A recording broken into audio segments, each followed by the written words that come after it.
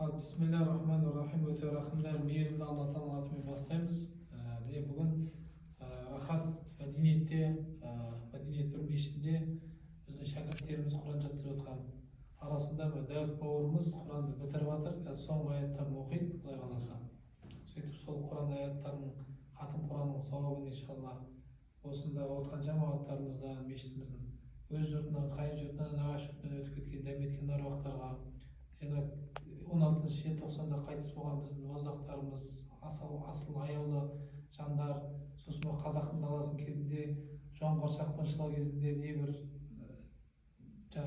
ата жаудан қорғап, елді жерді қорғап қалған, із-саусыз кетіп қалған небір батырлар бар. Солардың барлығын етіп арнап, осы хатым Құранның сауабын бағыштаймыз, Құдай қаласа иншалла. Қазір Дәуіт бауырымыз соңғы аятын оқиды, сосын дұға жасаймыз иншалла. Оқи бер. أعوذ بالله من الشيطان الرجيم بسم الله الرحمن الرحيم تلك أمة قد خلت لها ما كسبت ولكم ما كسبتم ولا تسألون عما كانوا يعملون صدق الله العظيم سبحان ربك رب العزة عما يصفون وسلام على المرسلين والحمد لله رب العالمين. الحمد لله رب العالمين والصلاة والسلام على رسولك الكريم.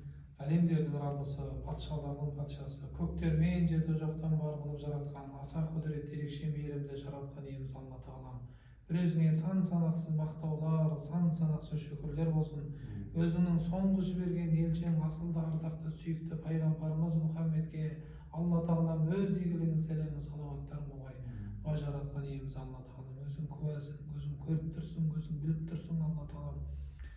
Қасиеті ерекше болған зор шарапатты, хикметті Құранды міне өзіңнің пендең Алла Тағалам Дәуіт бауырымыз толық басынан аяғына дейін жаттап шықты, өзің куәсің. Алла Тағалам оқыған әрбір Құран аяттарына сауаптан жаза көр, амал дәптерін Алла Тағалам қиямет күні оң жағынан бере көр, ата-анасын қиямет күні алтыннан болған өзің уәде еткен асыл тәждерді басына кигізіп, үлкен марапатқа, үлкен қошеметке, дәрежеге бөлей көр Алла Тағалам. Осында жаттап отқан, Құран жаттап отқан шәкірттеріміздің бәрін Алла Тағала ата-аналарына, өздеріне, отбасы болашағына тауфиқ бер, жақсылық бер, әр уақытта қуанышты жалғаса берсін.